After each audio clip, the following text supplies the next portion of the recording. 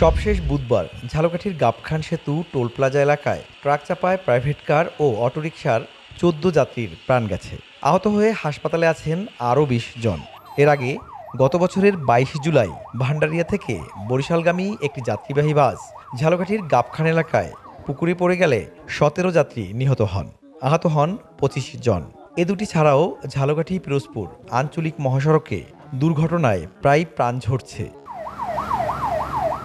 ভুক্তভোগী পরিবারের লোকজন ও স্থানীয়রা বলছেন, সড়ক বিভাগ ও ফায়ার সার্ভিসের হিসাবের বাইরে প্রকৃত মৃত্যুর সংখ্যা আরও বেশি।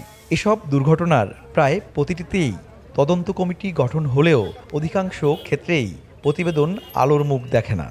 স্থানীয়রা বলছেন, সড়কে চলাচলে চালকসহ সবাইকে আরও সচেতন হতে হবে, তা না হলে থামবে না মৃত্যুর মিছিল। আমার বোনের জামাই, বোনের 2 বাচ্চা, ছোট বোনের জামাই। গাড়িটার অনেক গতি ছিল এবং এই গতির কারণেই অ্যাক্সিডেন্টগুলো বর্তমানে হইতেছে। তো এই গতিগুলো যদি রোধ করা যায় তাহলে অ্যাক্সিডেন্ট কমবে। এগুলোর দিকে সরকারের নজর দেওয়া দরকার। এই রাস্তাটি একটি ভয়াবহ রাস্তায় পরিণত হয়েছে, যা মানুষের জীবনের জন্য অত্যন্ত বিপজ্জনক সড়ক বলে মনে হচ্ছে। ফিটনেসবিহীন গাড়িগুলো চলাচল করে।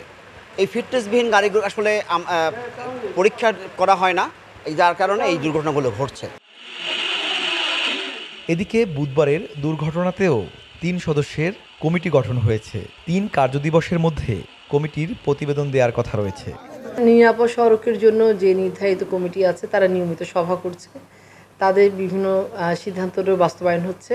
কেউ যেন লাইসেন্সবিহীন কিংবা অপ্রাপ্ত বয়স্ক কোনো চালক যেন গাড়ি না চালায়, সেই জন্য ব্যবস্থা গ্রহণ করেছি।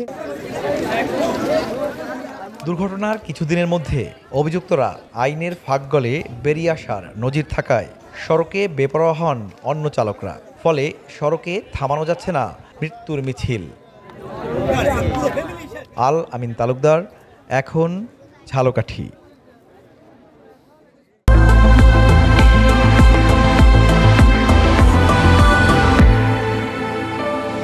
Harlan, be a show stealer.